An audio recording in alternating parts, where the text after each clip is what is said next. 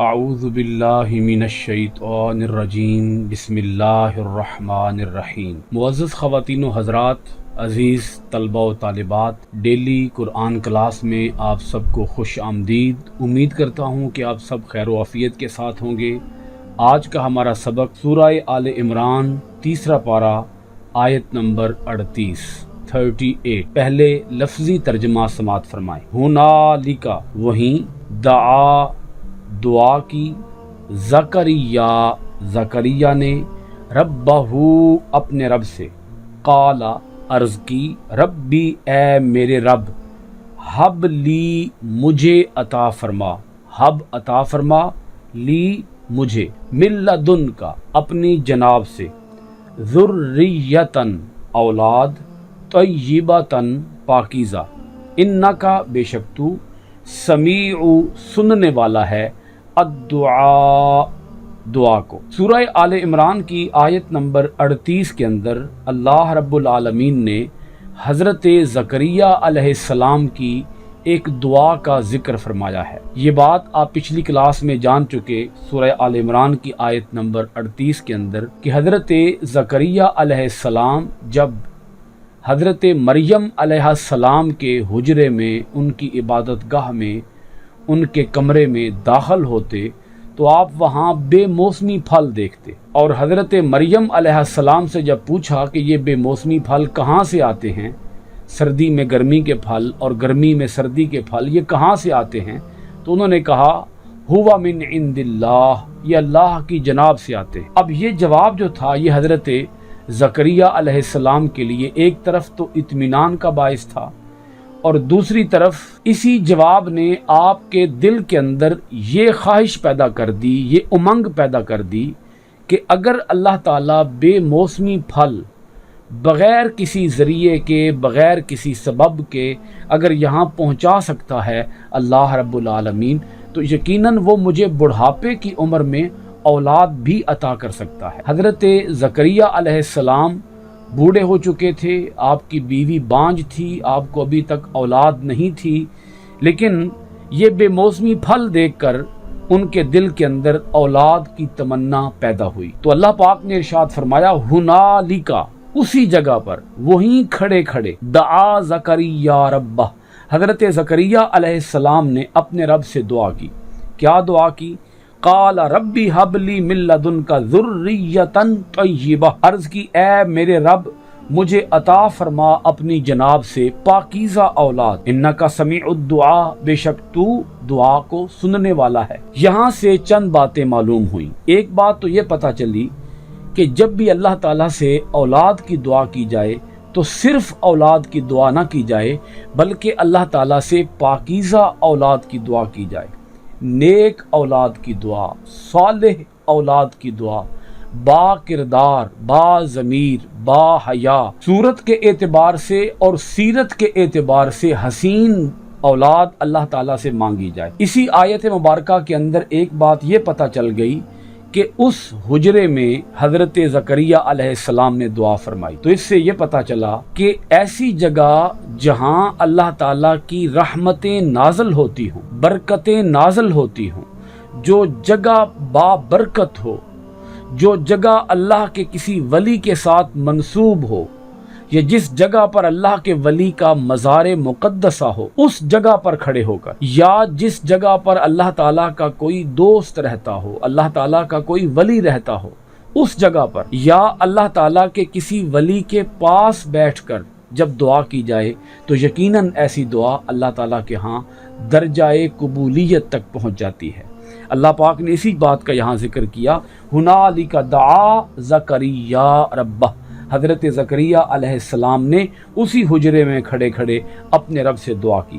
اب سنیے گا سورہ آل عمران کی آیت نمبر 39۔ فنادتہ، پس اسے آواز دی، الملائکۃ، فرشتوں نے، وہوا، جب کہ وہ، قائم، کھڑے، یصلی، نماز پڑھ رہے تھے، فی المحراب، محراب میں، انا، بے شک، اللہ یبشروک، آپ کو خوشخبری دیتا ہے، بھی یحییٰ کی، مصدقاً، وہ یحییٰ تصدیق کرنے والا ہوگا، बिकालिमतिम मिनल्लाह, अल्लाह की तरफ से एक कलिमा की, एक फरमान की। कलिमा का माना आप फरमान भी कर सकते हैं। अल्लाह ताला की जानिब से एक कलिमा की वो तस्दीक करने वाला होगा। व सय्यिदन, और सरदार होगा। व हसूरन, और हमेशा औरतों से बचने वाला होगा। व नबियन, और वो नबी होगा। मिनस सालिहीन, सालिहीन में से। सूरह आल इमरान की आयत नंबर 39 के अंदर अल्लाह रब्बुल आलमीन ने इरशाद फरमाया कि हज़रत ज़करिया अलैहिस्सलाम की ये दुआ कबूल हुई और उन्हें फ़रिश्तों ने आवाज़ दी, फ़रिश्तों ने उन्हें ख़बर दी। क्या ख़बर दी? जब कि वो मेहराब के अंदर नमाज अदा कर रहे थे, फ़रिश्तों ने उन्हें आवाज़ दी, फ़रिश्तों ने उन्हें ख़बर दी।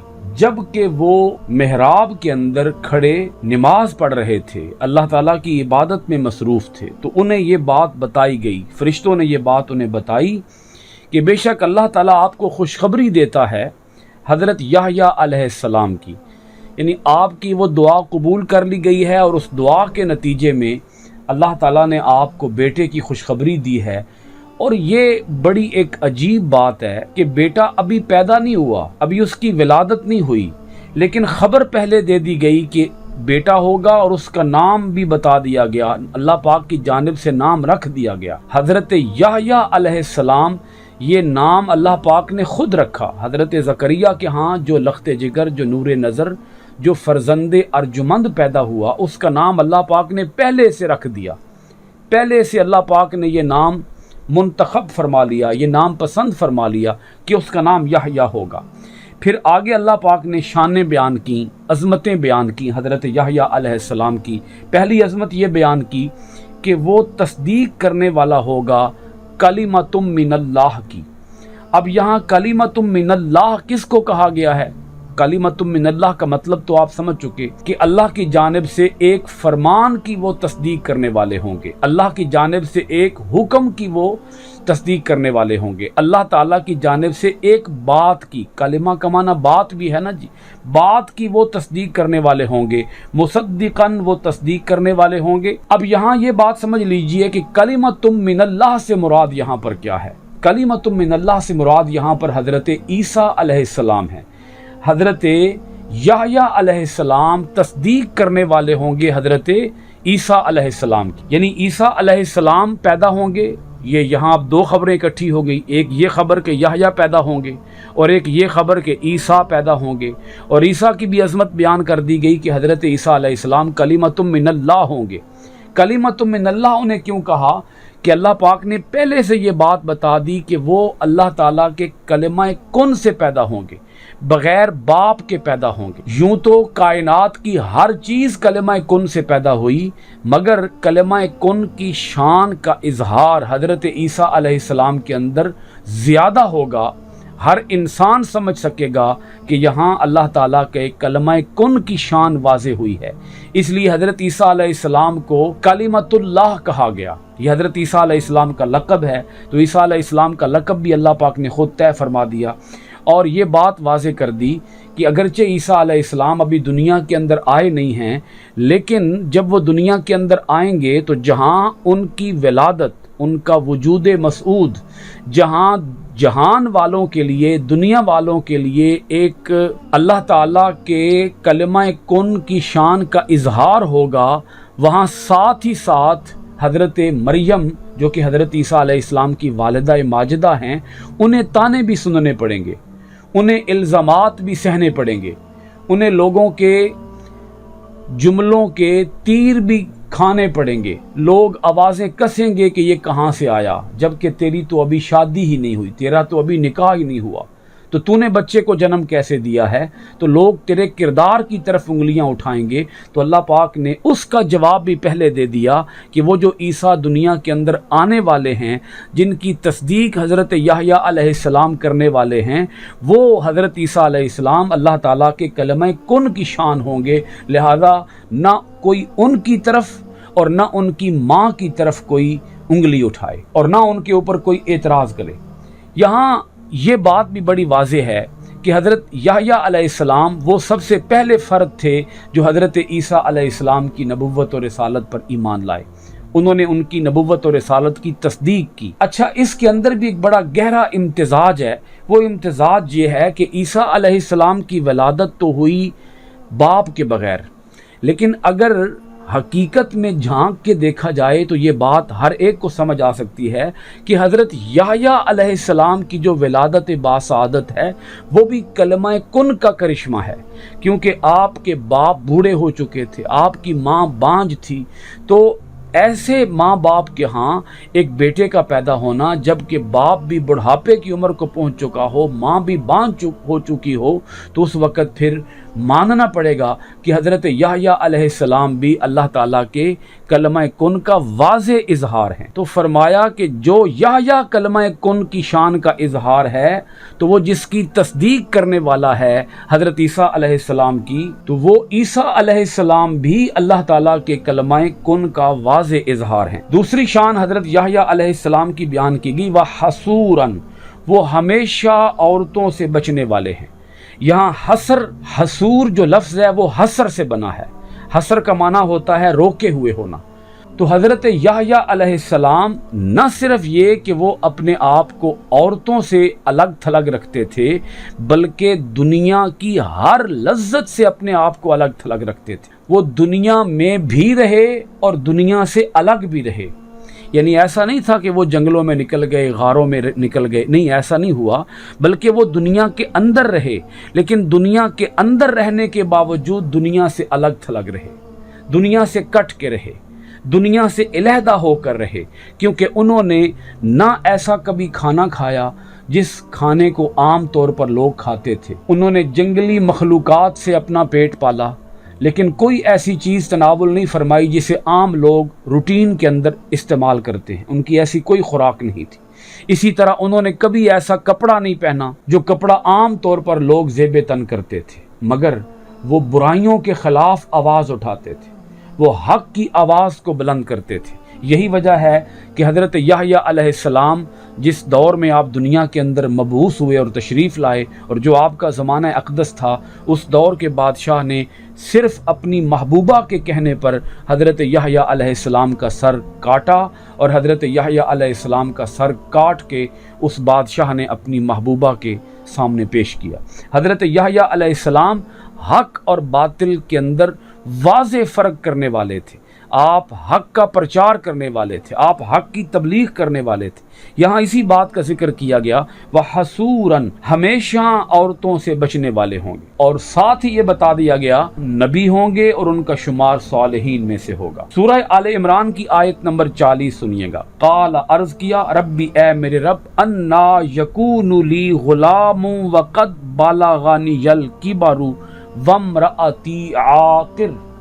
قال، کہنے لگے، ربی، اے میرے رب، انا، کیسے، کیوں کر، یکون، ہوگا، لی، میرا، غلام، لڑکا، وقد بلغنی، حالانکہ مجھے پہنچ چکا ہے، الکبر، بڑھاپا، وامرأتی عاقر، اور میری بیوی بانجھ ہے۔ قال، فرمایا، کذالک، اسی طرح، اللہ یفعل، کرتا ہے، ما، جو، یشاء، وہ چاہتا ہے۔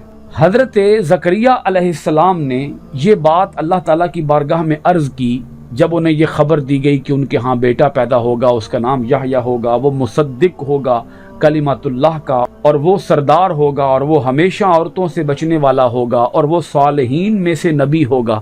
جب یہ خبر دی گئی تو انہوں نے اللہ پاک کی بارگاہ میں عرض کیا، باری تعالیٰ، میرے ہاں لڑکا کیسے ہوگا جب کہ میں بوڑھا ہو چکا، میری بیوی بانجھ ہو چکی؟ اللہ پاک نے اس کا جواب دیا کہ نہیں، اللہ تعالیٰ اسی طرح کرتا ہے جو وہ چاہتا ہے، یعنی اللہ تعالیٰ اسباب کا محتاج نہیں ہے، وہ اس بات کا محتاج نہیں ہے کہ کوئی مرد ہو اور کوئی عورت ہو اور وہ جوان ہو اور ان کے ہاں تبھی اولاد ہوگی۔ فرمایا نہیں، اللہ تعالیٰ کی یہ کرشمہ سازی ہے، وہ جہاں جو کرنا چاہے، جب کرنا چاہے، وہ کر سکتا ہے، اس کی قدرت سے کچھ بھی بعید نہیں ہے۔ سورہ آل عمران کی آیت نمبر 41 کے اندر، 41 کے اندر اللہ پاک ارشاد فرماتا ہے، قال، عرض کیا، ربی، اے میرے رب، اجعل، مقرر کر دے، لی، میرے لیے، آیہ، کوئی نشانی۔ قال، اللہ پاک نے فرمایا، آیتو کا، تیری نشانی، اللہ کے نہ تکلما، تو بات کر سکے گا، الناس، لوگوں سے، ثلاثت ایام،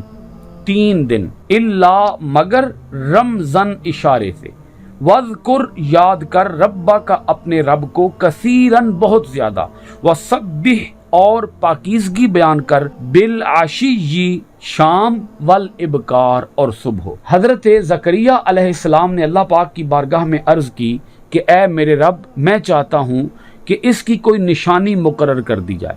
यानी जब हजरत याहया अलैहिस्सलाम दुनिया के अंदर पैदा होने वाले होंगे तो उससे पहले कोई निशानी मुकर्रर कर दी जाए। ये निशानी वो इसलिए नहीं मांग रहे थे कि उन्हें कोई शक था, कोई शुबा था, या वो अल्लाह ताला की कुदरत के मुनकिर थे, अस्तगफिरुल्लाह माअज़ल्लाह, ऐसी बात हरगिज़ ना थी। बल्कि हज़रत ज़करिया अलैहिस्सलाम चाहते थे कि जब हज़रत याहया अलैहिस्सलाम की विलादत बासआदत होने वाली हो तो अल्लाह ताला की तरफ से मुझे कबल अज़ वक्त इत्तला मिल जाए और मैं इस अजीम नेमत के हुसूल पर सजदाए शुक्र बजा लाना शुरू कर दूं। तो अल्लाह पाक ने उनकी ये दुआ भी कबूल फरमाई और फरमाया कि हम इसके लिए एक निशानी मुकर्रर कर देते हैं, और वो निशानी ये है कि 3 दिन तक आप लोगों से कलाम नहीं कर सकेंगे। ऐसा नहीं है कि आपकी ज़बान के अंदर बोलने की सलाहियत ही ख़त्म हो जाएगी, कुव्वत गोयाई ही ख़त्म हो जाएगी, ऐसा नहीं है। आप गूंगे हो जाएंगे, ऐसा नहीं है, क्योंकि गूंगा होना एक ऐब है और अल्लाह ताला के जो अंबिया हैं वो ऐबों से पाक होते हैं। तो फरमाया इल्ला रमज़ा, आप 3 दिन तक लोगों से कलाम नहीं कर सकेंगे मगर इशारे से। लेकिन आपकी ज़बान बोल पाएगी, आपकी ज़बान हरकत कर सकेगी, आपकी ज़बान अल्फाज अदा कर सकेगी। मगर आपने क्या करना है कि 3 दिन आपको लोगों से कलाम करने की कुदरत ही ना होगी, बल्कि आपकी ज़बान पर सिर्फ़ और सिर्फ अल्लाह का ज़िक्र जारी हो जाएगा। तो आपकी ज़ुबान ज़िक्र कर पाएगी, गुफ्तगू नहीं कर पाएगी। वज़कुर रब्बा का कसीरन, बस आप फिर क्या कीजिएगा, इन 3 दिनों के अंदर अपने रब को कसरत से याद कीजिएगा और अपने रब की पाकी बयान कीजिएगा, सुबह को भी और शाम को भी। ये जो सुबह और शाम का जिक्र किया गया है, बिल आशीयी शाम वल इबकार सुबह, सुबह शाम का जिक्र इसलिए किया गया कि हज़रत ज़करिया अलैहिस्सलाम मज़ीद कसरत से अल्लाह ताला का जिक्र करें। पैगम्बर हर वक्त अल्लाह ताला के ज़िक्र में, तस्बीह में होता है, लेकिन यहाँ ख़ास तौर पर यह हुक्म आ गया कि जब अल्लाह ताला की उस नेमत के हुसूल का वक्त करीब आ जाए, याहया अलैहिस्सलाम की विलादत बासआदत का वक्त करीब आ जाए, तो इस नेमत के हुसूल पर आप अपने रब का जिक्र कसरत से कीजिएगा। यहाँ से ये बात भी समझने को मिलती है कि जब अल्लाह ताला की नेमत मिले तो उस नेमत का शुक्राना बनता है, और वो शुक्राना अल्लाह ताला के ज़िक्र से बढ़कर और कोई अच्छी चीज़ नहीं हो सकती। सबसे बेहतरीन चीज़ अल्लाह ताला का ज़िक्र है कि नेमत मिले तो अल्लाह को याद करो। इसी तरह हुजूर नबी अकरम सल्लल्लाहु अलैहि वसल्लम की विलादत बासआदत पर हम लोग जब हुजूर अलैहिस्सलाम की नातें बयान करते हैं, हुजूर के महासिन, हुजूर के अखलाक, हुजूर की सीरत तैयबा, हुजूर के मोजज़ात, हुजूर के कमालात को बयान करते हैं, तो वो भी दर हकीकत अल्लाह का ही जिक्र होता है। इस कायनात के अंदर जो सबसे बड़ी नेमत है, सबसे बड़ी नेमत, वो नबी अकरम सल्लल्लाहु अलैहि वसल्लम का दुनिया के अंदर जलवागर होना है। तो अगर हज़रत याहया अलैहिस्सलाम की विलादत बासआदत पर शुक्राने का हुक्म दिया गया है, तो यकीनन इमामुल अंबिया जनाब हज़रत मुहम्मदुर रसूलुल्लाह सल्लल्लाहु अलैहि वसल्लम की विलादत की घड़ी जब भी आती है, हम अहले ईमान को चाहिए कि हम अल्लाह ताला का जिक्र करके, हुजूर की नातें पढ़ के, हुजूर की ज़ात मुक़द्दसा पर दुरूद व सलाम भेज के अल्लाह की इस अजीम शान नेमत, सबसे बड़ी नेमत के हुसूल पर अल्लाह ताला का शुक्र अदा करें। आज की गुफ्तगू ख़त्म होती है सूरह आल इमरान की आयत नंबर 41 पर। दुआ गो हूँ कि अल्लाह रब्बुल आलमीन हम सब को कुरान मजीद फुरकान हमीद को तर्जमे और माने के साथ पढ़ने और इसके अहकाम पर गौर व फिक्र करने और इसके अहकाम पर अमल पैरा होने और इसके पैगाम को दुनिया भर के अंदर आम करने की तौफीकात खैर अता फरमाए। इंशाअल्लाहुल अज़ीज़ आइंदा डेली कुरान क्लास होगी सूरह आल इमरान की आयत नंबर 42। आप सब हजरात का बहुत शुक्रिया। अस्सलामु अलैकुम व रहमतुल्लाहि व बरकातुहू व फ़ी अमानिल्लाह।